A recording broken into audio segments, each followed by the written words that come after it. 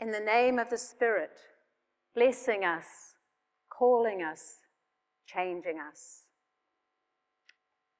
As I begin the reflection today, I want to acknowledge people who are joining us virtually, the people who will watch this video during the week. I want them to know that they are part of the gathered community, and we acknowledge and remember them. The title of today's reflection, Risking Mutual Vulnerability, continues as part of the Lenten theme of giving up that God for Lent. I chose the theme to focus on the changes in progressive Christianity in regard to how we think about or name God or the sacred, because I do intentionally use God language, and because of that, I need to be clear about what I mean by it. In the mid to late 20th century, liberal theology undertook a mammoth task of deconstructing traditional ideas about God. In 1966, the cover of Time magazine posed an outrageous question: is God dead? All hell broke loose, so to speak. But Time was simply articulating a movement that had been present in liberal academic theology since the early 20th century, questioning the understanding of God that had dominated the Western imagination until that time. An understanding perhaps best represented by Michelangelo's painting of God on the ceiling of the Sistine Chapel. God as a surprisingly buff male in control of everything, from creation until the end of time. I understand why so many people say that they do not believe in God. This God is not attractive to mature people, a supernatural being up there who shows favour towards some and dispenses punishment to others who fail the test of belief or behaviour. I don't believe in that God. In the 4 congregations that I have ministered in since the mid-90s, including now St. Michael's, there have been people who describe themselves as atheists, others as non-theists or agnostics. People have an absolute right to decide how they will articulate their ethical, spiritual, and theological identification, and I'm glad that we have this diversity in progressive congregations. After much reading, reflection, and conversation, I have made the decision for myself to continue to speak of God. This doesn't make people like me less progressive than someone who decides to no longer speak of God. I understand using God language to be an important step in the evolution of progressive theology, moving from deconstruction to reconstruction, or better yet, to reimagination, to reimagining God. This is the direction that I see progressive religion heading in the 21st century. The problem of atheism language for me is that it leaves the idea of God untouched. In this scenario, whether you are pro-God or anti-God, you are accepting the same premise about what God is. If we walk away from God language, we leave God in the hands of those who would use it to harm and diminish other people, other creatures, and the planet Earth. There are many alternative names for God that I will use happily and freely in liturgy, and I recognise that this makes liturgy more approachable for many people. But I will also keep wrestling with God language until its power to oppress and exclude is unmasked and resisted, until its power for life and liberation is released into the world. So if Time magazine was to ask now, is God dead? I could happily reply, yes, that God is dead. And the death of that God has left us free to reimagine the sacred in ways that are good for us and good for the world.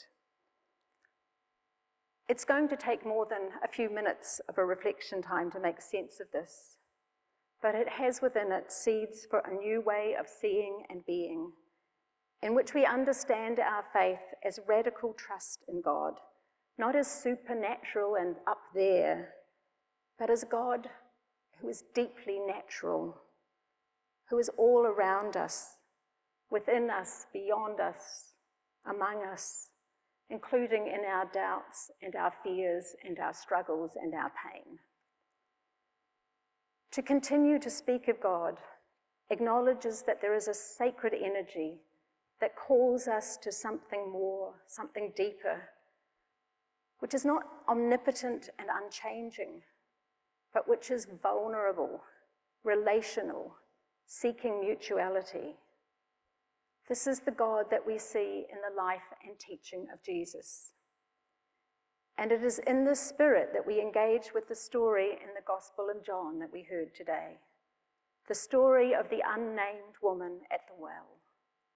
A theological conversation about God, in which an unnamed Samaritan woman and a Jewish man who shouldn't have even been talking to each other need each other in order to understand the divine.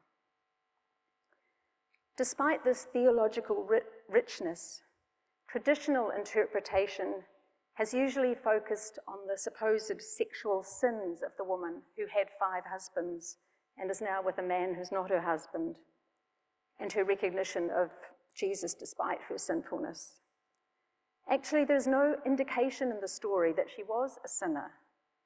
She must have been either widowed or divorced several times over.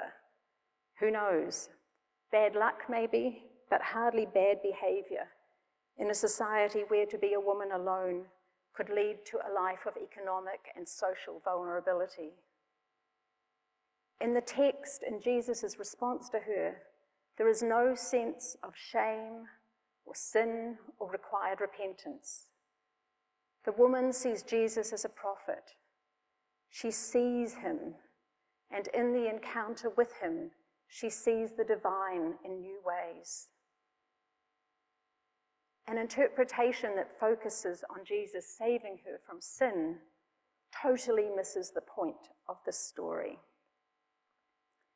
This story with this unnamed woman records the longest conversation that Jesus has in the Gospel of John, and there are some long conversations in this Gospel. It is a theological conversation about God, about who Jesus is and what it is that saves us.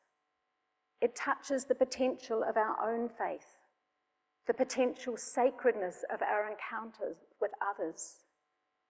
It presents a hopeful challenge to the church that we can have personal encounters that are transformative, and that our encounters with the divine in everyday life can change everything if we allow it to be so. Both Jesus and the woman are exploring the reality of a God who cannot be contained in the religion, race, culture, politics, or geographical location of one people to the exclusion of others. Jesus came to that well, tired and thirsty, human and fragile, in search of water that is necessary for life. And there he has an encounter with the woman whose economic and social existence is precarious, and that encounter is profoundly transformative for both of them.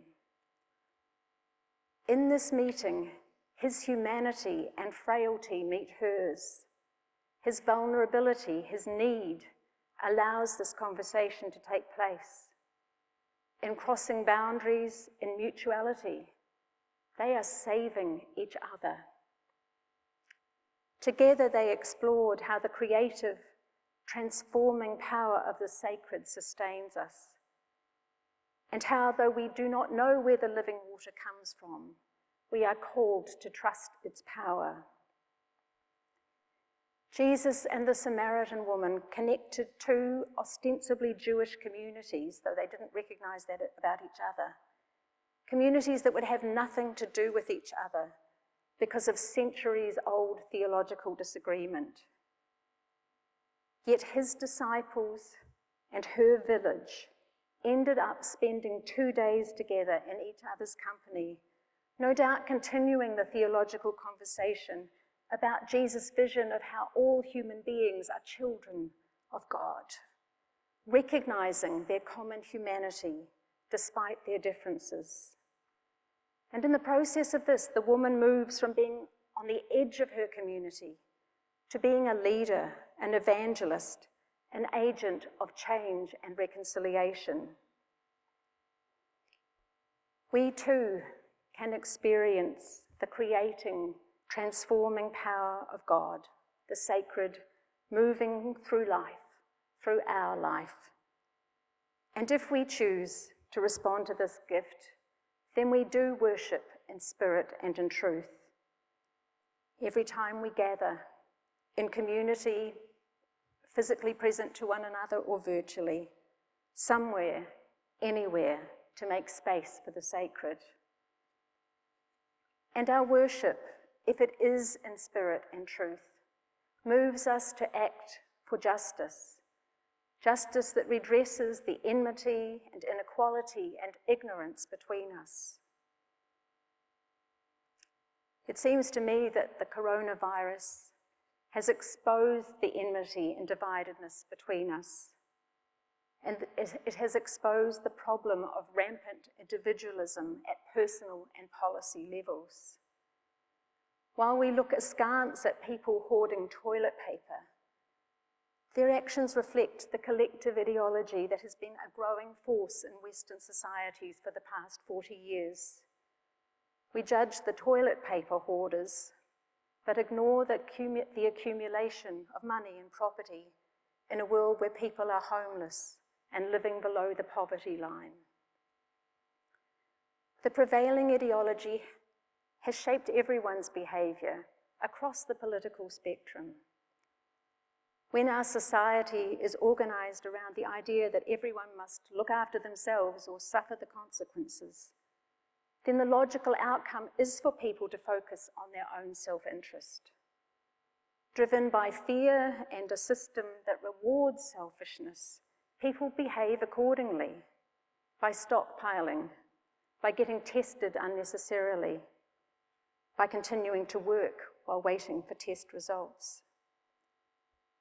So I suggest that we stop blaming people, recognising that while stockpiling toilet paper is both unhelpful and a bit bizarre, it has been driven by a trust deficit that was only intensified for many during the bushfire crisis. And as we look for solutions about how to be in this time, we turn to our faith, turn again to what we can learn from Jesus and the woman at the well, about mutuality and shared vulnerability. Jesus critiqued the economic and political power relations of his time and offered an alternative that he called the kingdom of God. We are called as Christians to participate in working towards a more humane and compassionate system, but we cannot wait for that to happen. Right now, we can engage in acts of solidarity, building social safety nets, and creating compassionate communities wherever we live and work.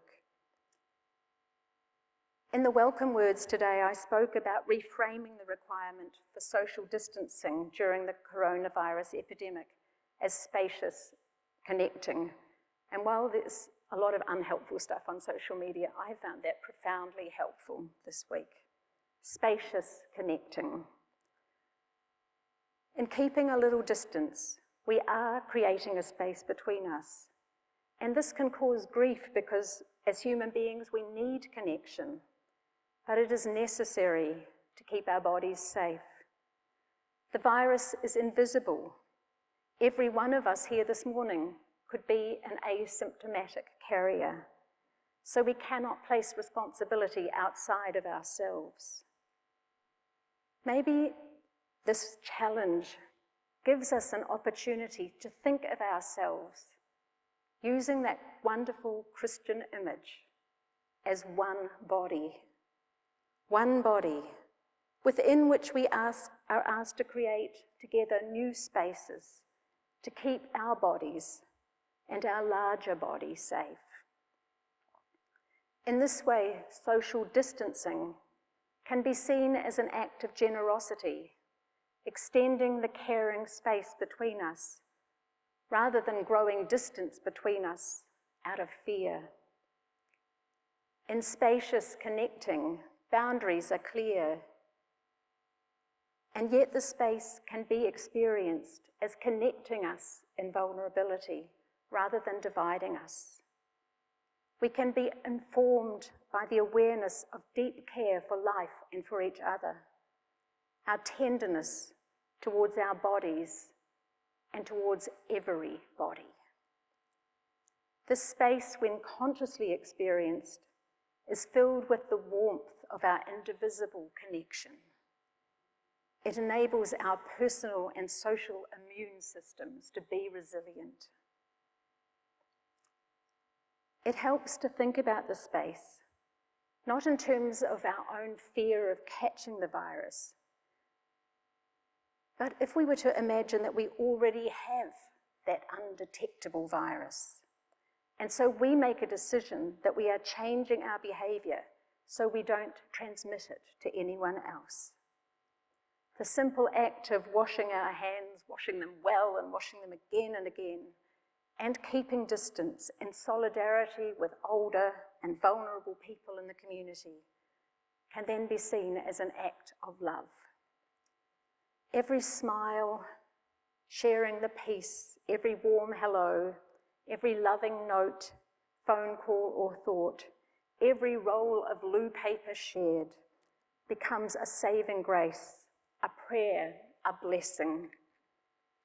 Consciously filling the space of necessary physical distance with the warmth of our human hearts creates spacious connection. So in the midst of the coronavirus epidemic, we again tell our sacred stories to recall the vision of Jesus of another way of being that is vulnerable and mutually interdependent, for such is the nature of God. And we would tell those stories also to recall the wisdom of the woman at the well, who understood that beyond all the differences that divide us, we are all dependent on the living water. Blessed be the Spirit of God who moves among us, calling us to profound interconnectedness and deep community, calling us to generosity and to love in action. Blessed be. Amen.